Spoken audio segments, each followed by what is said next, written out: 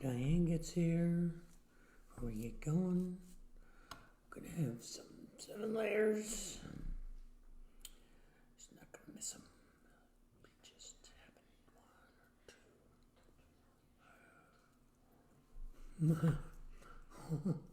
2. Very good. Very good. Very good. Okay. Put you back. Straighten it out. So you will know that's missing. There. Okay.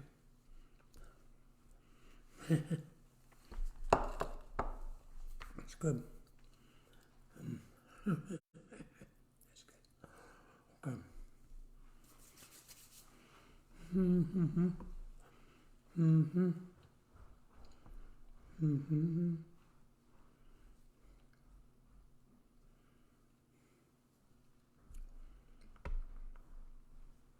Mm-hmm. Yep. Good. Hey, so when are we going to start? I think you're going to need this. But why? I'm not. Yeah, wipe the chocolate off your face. Okay, fine. So when are we gonna start? When are we gonna get going? Do you want to go turn it on? Turn on the. It's already on. It's on now. Like how long's it been on? The world saw you snitch a 7-layer cookie. What? Mm-hmm. What? Okay. Well, maybe they did. Maybe they didn't. I don't know. But they'll probably all want some. So we gave you the recipe. There's the recipe. This is the card. When did you actually write that card? Do you remember? Was it? It could have. Was it before 30, we were married? 30 or 35 or 40 years ago. Was my grandmother still alive at the time? I believe so. Yeah. This was a recipe that my grandmother had, and as far as I know, she got it from her mother, which my mother learned to make, which she taught to Diane, and Diane made up that card. It says it's from Grandma Van Buskirk, and the tradition is on the card because you can see where chocolate and ingredients got spilled on it. A lot of it. Yeah. But thanks for tuning in tonight. I'm sorry you can't, the internet won't allow us to actually share food with you, but we have the recipe, so that's what this is about, really. This is about feeding yourself. This is about finding a way to feed yourself spiritually. And last week, we began our conversation about the way that I guess I did eat that cookie. Uh-huh. Okay, fine, sure, okay, good. That'll teach you. Yeah. All right. The way you and I practice it is what we call the inductive Bible study method. The inductive Bible study method is a method that has been part of the church community, a part of our upbringing for hundreds of years, I guess for at least 100 years. And basically it has 3 steps: observation, interpretation, and application. And so what we wanted to do was we wanted to apply the inductive method of Bible study to a passage in Romans chapter 8. And the reason that we wanted to do that was we wanted to go through the steps with you and together so that we might get a homemade, let's call it, theology of suffering. What does the Bible say about suffering?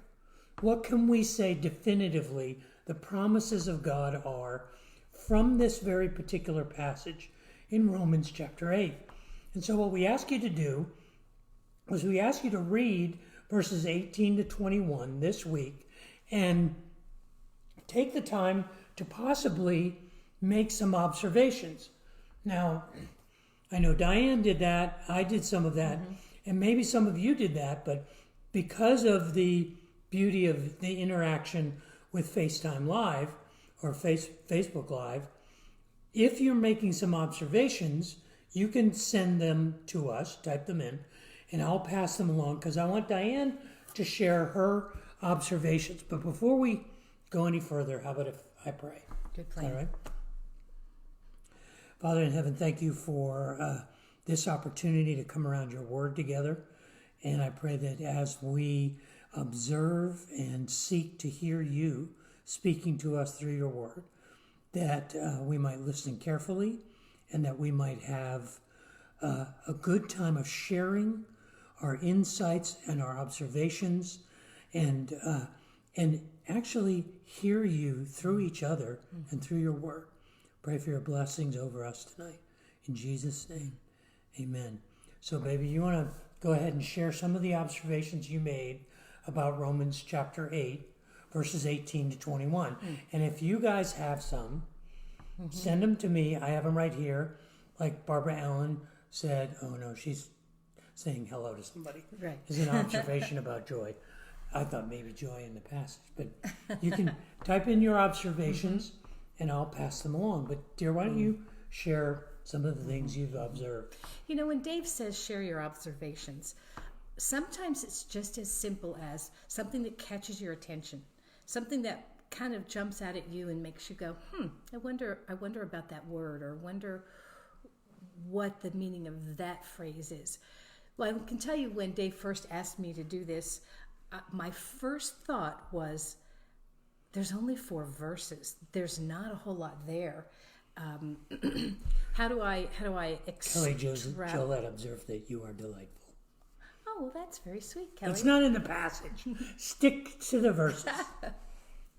Well, I then realized in some classes that I've had a chance to lead and teach called Deeper Journey, we've actually talked about observation and interpretation, how you approach the Word of God so that it can make sense to you. I know a lot of people, I've heard comments over the years say, I read it and I just don't get anything out of it. I don't understand it. But if you read a passage and you look at things like repeated words that you see several times in a passage, or maybe keywords or phrases or promises that God makes, it's really helpful to look at other translations sometimes. Yeah, because Stephanie Rollins was asking what translation that is. Oh, it's the NIV. Yeah. It's the NIV. I was going to say, Stephanie, look it up yourself. I like, when I read sometimes, to ask questions that just stirs my interest. So I would love to just do a little of this with you and share some things when I sat down that began to open up. And my first concerns that I wouldn't find a lot to say turned to 4.5 legal size notebook sheets of different observations when you pause and you look at words and phrases. And so I'd like to share just a few with you. When I read verse 18, that says, I consider that our present sufferings are not worth comparing with the glory that will be revealed to us. There are a couple of things and phrases that jump out at me. The first one is that phrase, our present sufferings. You see, sufferings clearly, as we all know, not surprisingly, are things that are pain, agony, or trauma. That's probably a fairly obvious one. But what jumped out at me was the word present, in that phrase, present time. And I read in a commentary that it can have this idea that suffering has a limited time span, that it's just for a season. One translation called it, it's just the troubles we have in this life. The other phrase in that verse, not worth comparing, has this idea of it's less than nothing. It just, have you ever said it just can't compare? And that's kind of the attitude that Paul has. In some a commentary or one of the translations said, not putting it on the scale. I think it has that idea of a scale and the weights, and it's just like comparing one with the other. Yeah, I just picture that it would drop out of the floor. It's just not even close to a comparison alongside the glory that's going to be revealed to us. I can tell you real quickly the method that I used. I go to BibleGateway.com, and I think the thing that I like the most about it is that when you enter in one verse, you can say, see all translations, and it gives you easily 30. All on the screen, and you can look at one phrase or one word and how it's translated in the different translations, and that's kind of what I did here.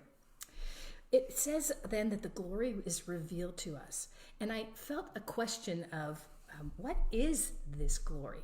Like, is it a reward of some sort? And it certainly seems to be something that God is promising, that the glory will be revealed to us. And I still ask that question, what is this glory that's going to be revealed in us? And it makes me think of the word glorification, which has that idea of what we will be experiencing, how we will be ultimately fulfilled and whole in heaven. And then to us, there are several translations that just change that word from to for, in, with, toward. So that's just verse 18. Verse 19 says, for the creation waits in eager expectation for the children of God to be revealed. And you may have noticed if you perused this passage at all. Perused? Okay. Yeah.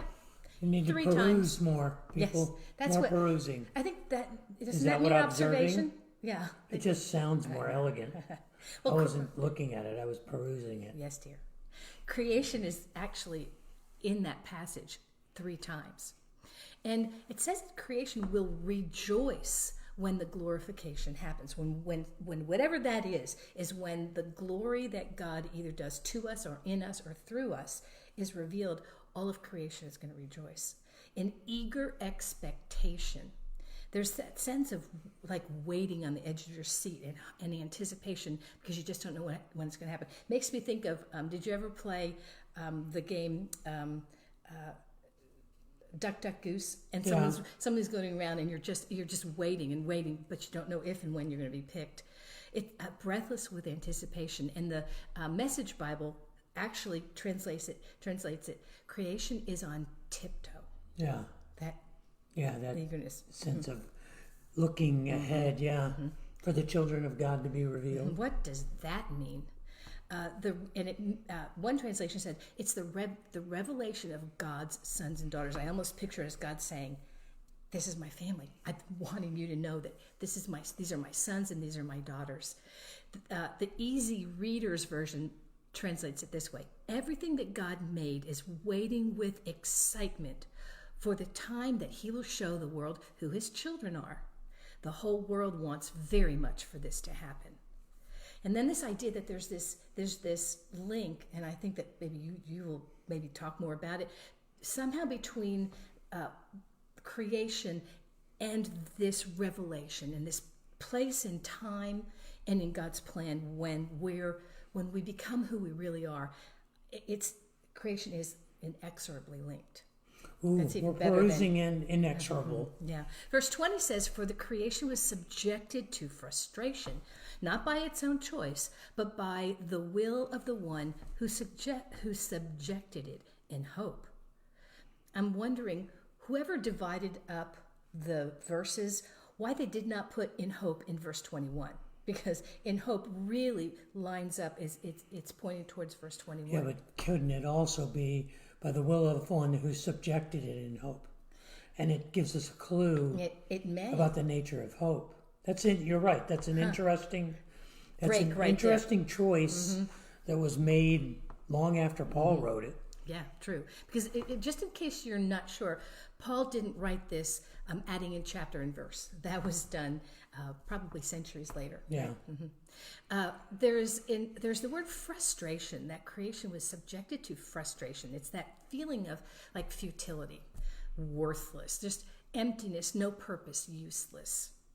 And it says, and this almost feels a little unfair to me, but creation didn't get a choice in it. They didn't get a voice because it was God's plan. It was his will that our world should be waiting in anticipation. That's part of God's plan. It's apparently what it says Part to of me. the design, at least. And then in hope that the creation itself, in verse 21, will be liberated from its bondage to decay and brought into the freedom and glory of the children of God. This idea of liberated has this sense of being set free, rescued, delivered. And when that happens, it kind of implies that everybody, it will be entirely known. And the bondage is like a slavery. And it feels like that, doesn't it? That our world is almost trapped. Yeah, so well, to look at what it says. It says bondage to decay. It's not the bondage that we think of like bondage to our appetites or our lusts or no, it's the bondage to you will eventually die. That everything in creation is subject, is enslaved to this decay. I mean, that's a profound way to put it. It is. It has this idea of corruption. One translation just said ruin, bondage to ruin and death. And then the last phrase that kind of popped out at me is this idea of glory of the children. And that's what it says. The glory of the freedom and glory of the children of God. So this idea of glory is something that we don't possess in and of ourselves. It's a glory from God. And God's whole entire nature is glory. And that's something that He is giving us, that is ours by, I don't know if I say by right, but by position as His children. That glory is ours. So if you're looking at this passage and you're stepping back from it, I mean, those are all good observations, but does this strike you as an instruction, a promise, is it something to do? Is it a promise to keep? Is it a warning? How does it feel to me? It feels like a hopeful promise. You know what I remember reading when it says in hope, it was described somewhere as a certain hope, that this is a promise that will be kept. There's such an assurance that this will be happening, that I don't have to even question or worry about it. I may not actually see some of the answer being revealed here and now, but I know that. So it is very hopeful, a hopeful promise of God to me. So when we're engaged in the process of observing or perusing a passage of the Bible, these are good things to do. Just there's no real right or wrong observation. It's just the process of making note of the things that you were making note of, the details, the ideas, and sometimes you just write down questions. What about this? What about this? What does this mean? And that's a healthy process, because for me, that's like gathering the ingredients in the kitchen before you make a meal. Before you make a meal, like this is a rewritten card of the recipe for 7-layer cookies. And if you know my wife, if you know Diane, you recognize her teacher handwriting, which is absolutely perfect. I am much more comfortable with them seeing that copy than the other one that's old and stained. But I think we all understand how food preparation works. If we're going to feed ourselves, the first thing you have to do is gather your ingredients. The next thing you do is you determine how those ingredients kind of come together. This is the interpretation step. The step of interpretation is taking your ingredients and putting them together to create a meal that will feed yourself or your friends or your family. And so usually what we follow is a recipe. What we follow is instructions. Some of those instructions are handed down like 7-layer cookies from my grandmother to my wife, to my mother, to my wife. And have been To handed our down to our daughters. daughters. And so from generation, and that's how we get these biblical recipes, theologies, and sort of these interpretive ideas that take these raw ingredients. But I want to take a moment, and dear, I want you to talk about the value of cooking your own food. Because it would be a whole lot easier for us to just go buy salmon layer cookies, to just go find someone that made them. And, I'm fine with that. I'm fine with fast food and junk food and just, ordering in. I would never have to cook. But what is the value? What is the point of cooking? Well, I obviously the first drive for me is the creativity in it.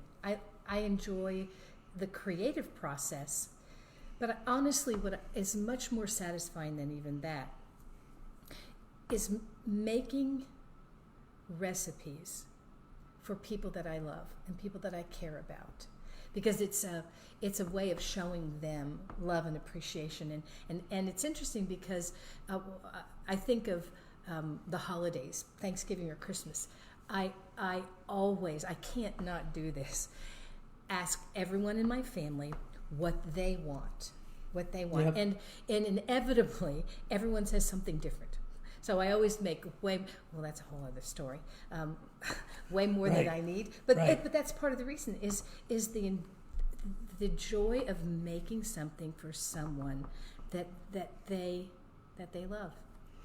Yeah, but you also make food that you like. I mean, Well, certainly. you have learned what I like, but the thing is, there are things that we like that I like the way you make them. Thank you. And I'm assuming that you make them not just because I like them, but because you like them as well. You True. know, and so I think that's the whole point of personal Bible study.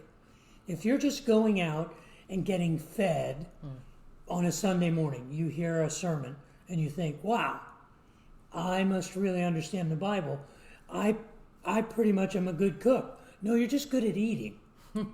That's a good point. And the idea is to feed yourself.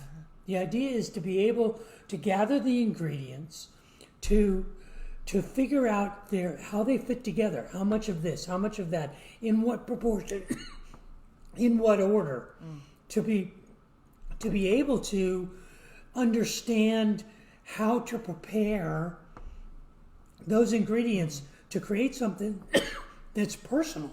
Well, you know what is what occurs to me is I think that a lot of believers don't feel that they don't have the confidence to think that they can do anything more than just be partake in what someone else teaches them.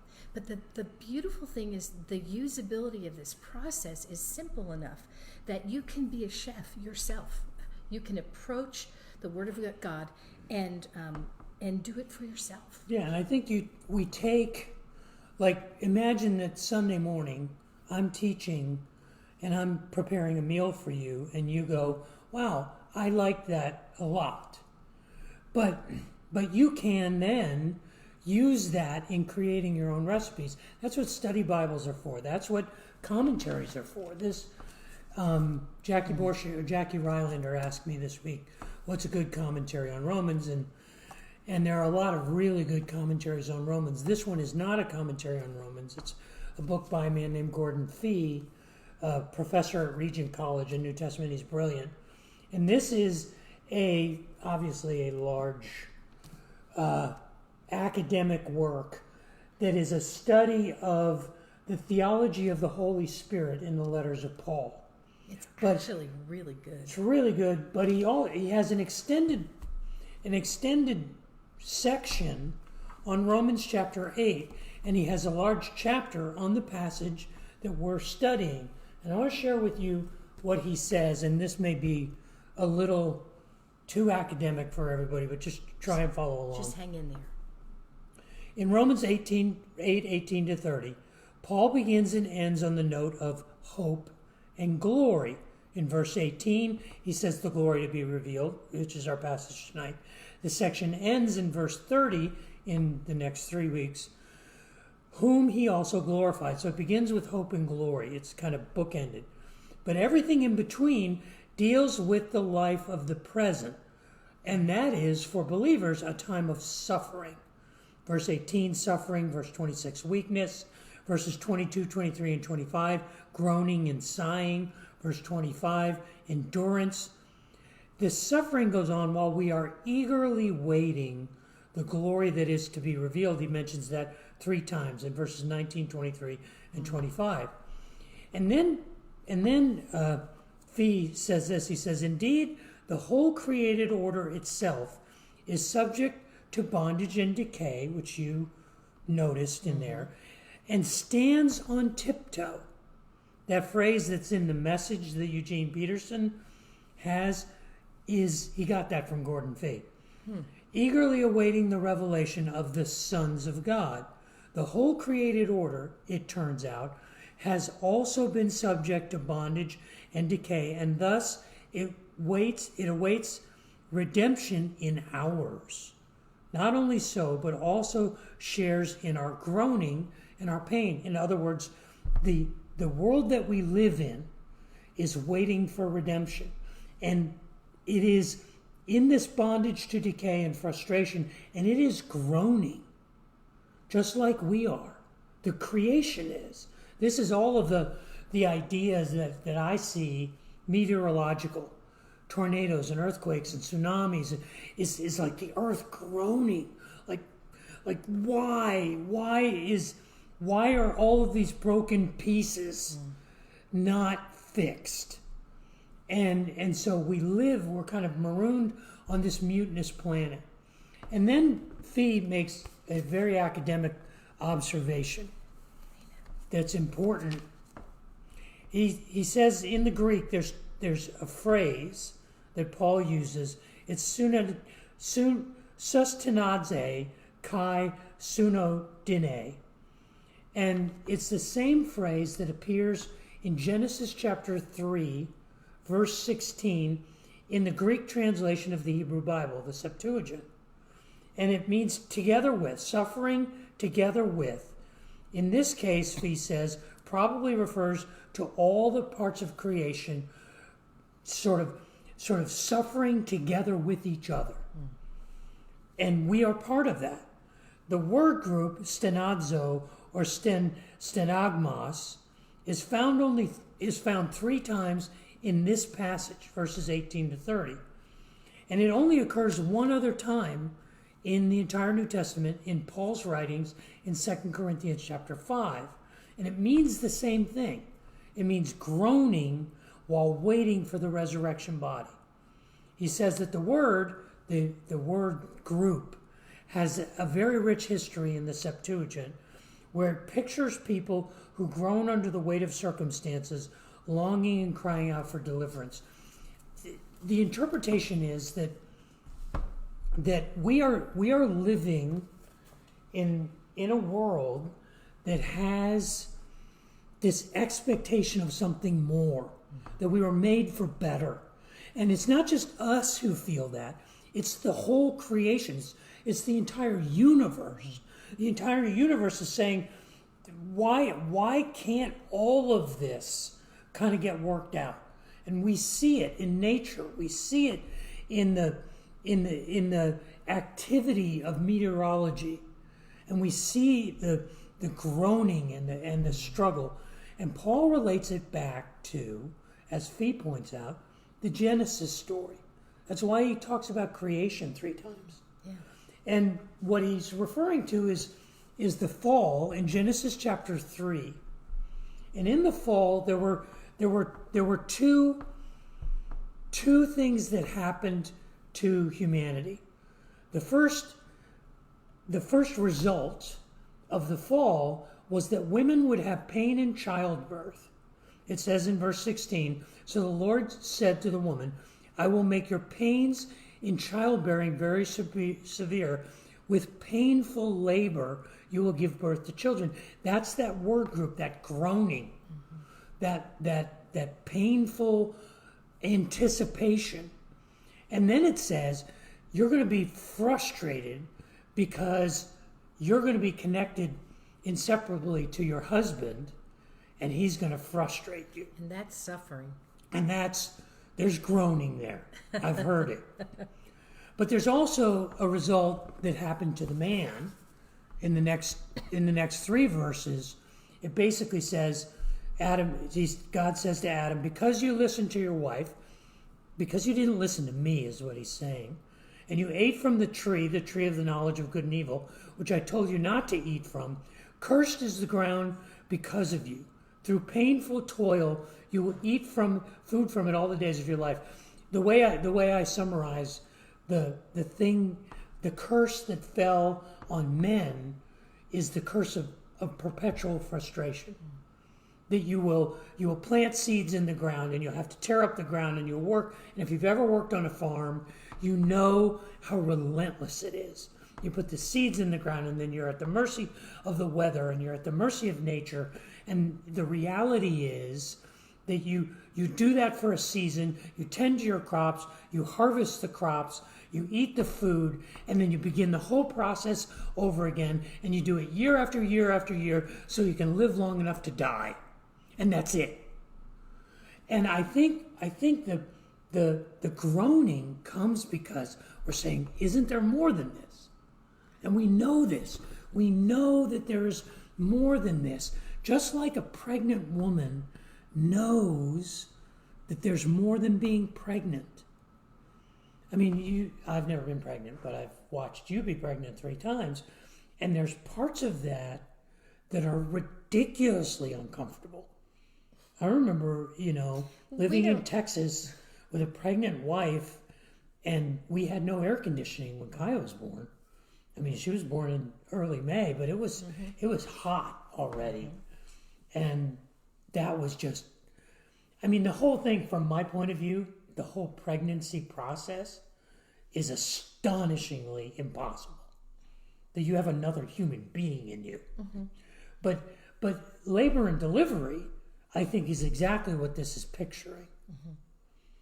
And so you had said something earlier. You had said that there's this sort of cliche about the pain. Well, it's easy in the midst of, if we're talking specifically about labor and delivery, it's easy when you're in the midst of the worst of it to kind of lose sight a little bit of the goal, of the end result, because that pain, I think the correlation is very clear. The pain is not forever. It doesn't go on forever. Right. And I read somewhere where the more intense the pain in childbearing, in childbirth, the closer you are to having that child, the closer you are to accomplishing all that entailed. Right. And so in a way, the harder the pain, the harder the labor, the closer it is to the fulfillment of that child. To the glory of, and I, my experience with the birth of my children was that in the moment when they were born, nothing else mattered. It was a total game changer. And so I would imagine for a woman in labor, there is this excruciating process that, and not to exaggerate one or the other, that when you hold your child, you go, that was worth it. Is that true? It definitely was for me. Yeah, and I think it's more than worth it, because if you think about it, you have 9 months of pregnancy. With your labor and delivery, it was relatively quick. Mm-hmm. And now we have a 37-year-old daughter. Mm-hmm. Well, and you really do, when you hold that child, begin to forget. You really do begin to forget about how challenging and painful that was. So we make some observations. We get our ingredients. We get some interpretive guidance. We start to say, how do these pieces fit together? How does suffering and hope fit together? How does suffering and glory fit together? How does the groaning of the world fit together? And that's where we begin to apply it. And what I want to do is challenge you to consider, okay, what do we learn about suffering? What do we learn about suffering from verses 18 to 21? What sort of principle can we surface from these 4 verses? I think the first thing that you surfaced was that this is a promise. Yes. This isn't something that for us to do. This isn't something for us to avoid. This isn't an instruction, something for us to know. This is a promise, I think. I think this is revealing a promise. Mm-hmm. And the way I say it, and I don't know how you would say it, I'm curious how you would say it. The way I would say it is that God's promise is that our suffering will always end in glory. And if I were to put it in the vernacular, our suffering will be worth it. Yeah, I would only echo that, but with a sense of caution, because that's undoubtedly so difficult to hear if you're right in the midst of relentless, painful, agonizing suffering. Right. But I think that's the very point of what he was saying, is that wait for it. Just wait for it. Like he said to Habakkuk, just wait for it. Yeah. Because, I was listening to a video. We watched it in our women's Bible study group called iTag Wednesday night, and it was by Timothy Keller. Mm-hmm. And he used this analogy of he said, actually, he told his own story. His child was 4 years old. He had a 4-year-old son, and he went to him and said, "We're going to be moving." And he knew that it was an amazing move, a wonderful opportunity for the whole family, definitely an upgrade, it sounded, in every way. But all that child could see, and the suffering for that 4-year-old, was that he was leaving all his friends. Mm-hmm. And Timothy Keller said, there was no way that I could make him understand the big plan and the big picture. He hadn't experienced it. He didn't know. Right. And that to me is a picture of when we find ourselves in this place. It's so hard to see the bigger picture. And I think that this passage is meant to give us that assurance that there is one.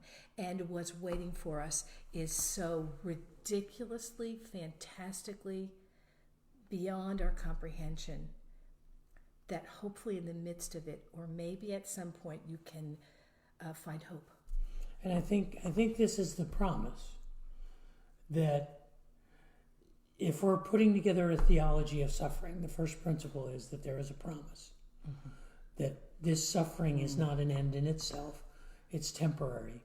And the glory that will be revealed in the end will be greater. And in Paul's language, not even worth comparing. Mm-hmm.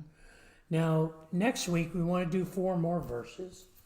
And so we want to do the same process. We want to encourage you to read Romans 8, verses 22 to 25. Again, only 4 verses. 4 verses. Make some observations. And then next week, we'll come back together. And the one thing I want to kind of clue you in on is verses 24 and 25 are probably the most concise definition, as close as the Bible comes, to defining what hope is. And if there's any commodity that has value in suffering, it is hope. And this is the passage that constructs for us the content of our hope as succinctly as any passage in the entire Bible, in those 2 verses. So I encourage you to make observations as you have a chance to meditate on this and to review that and to have a great week assembling your ingredients. And then next week we'll share our recipes and we'll try and cook something up so we can get fed. So hopefully you got a copy of the recipe for the 7-layer cookies. And here's a picture of them.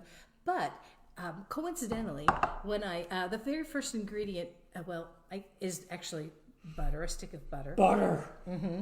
But then you add graham cracker crumbs, which is those. And it's the crumbs. And what I noticed on the back, they have now again, these are called 7-layer cookies. And on the back, it gives several recipes, and the bottom one is magic cookie bars. What? And what is this Heresy. It's the same exact ingredients. No. And there's a picture, and they... No. False. This is heretical materials. Do not follow this recipe. Follow this recipe. This. All right. Oh, we can't, dear. We can't propagate such ruthless, illegitimate lies. Lies, I say. These. Well, I really hope These that are at some God's point cookies. we can actually, not just virtually, but literally share God's cookies with you. Thanks for coming. Thanks for being being a part here. of this. Have a great week. Stay safe. We'll hopefully see you next Thursday. See you tomorrow night with Casey, 7:30, 10 o'clock, Riverbend Live, Sunday morning. See you then. Stay safe.